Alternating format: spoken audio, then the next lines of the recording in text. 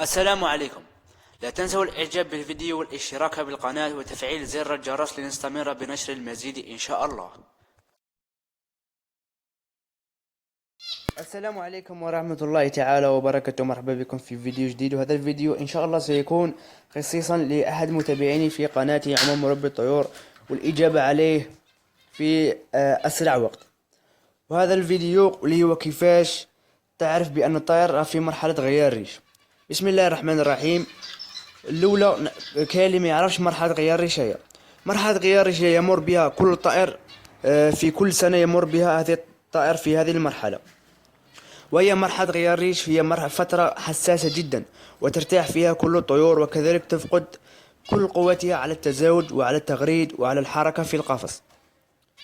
وتدوم هذه المرحلة من شهر إلى شهرين حسب كل طائر، وحسب كل مناخ، وحسب الأكل، وحسب الخضر والفواكه التي تقدم له للطائر. والعلامات تاع مرحلة غيار الريش واللي هي تساقط الريش في أسفل القفص. في بلاطو تجد الريش رقيق أو ريش الجنحين أو الذيل، وكذلك حركات قليلة داخل القفص.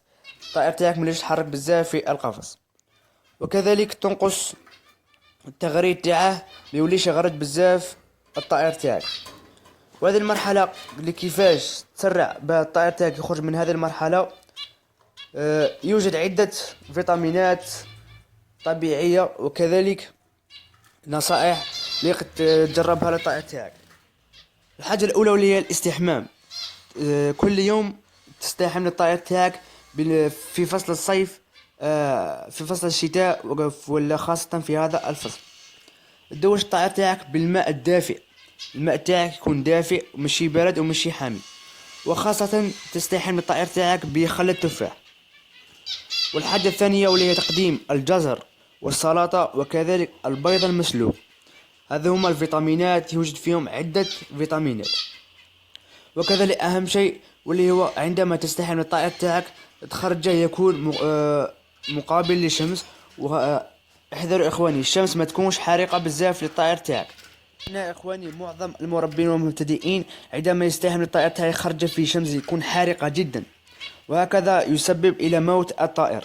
وإن شاء الله تكونوا استفدتوا من هذا الفيديو، وإن شاء الله يا أخي اللي سألتني تكون استفدت من هذا الفيديو، والطائر تاعك تخرج من هذه المرحلة بأسرع وقت. وإن شاء الله أي فيديو تحبوا ندير لكم عليه فيديو، قلنا برك في التعليقات ونديروا عليكم إن شاء الله. والسلام عليكم ورحمة الله تعالى وبركاته.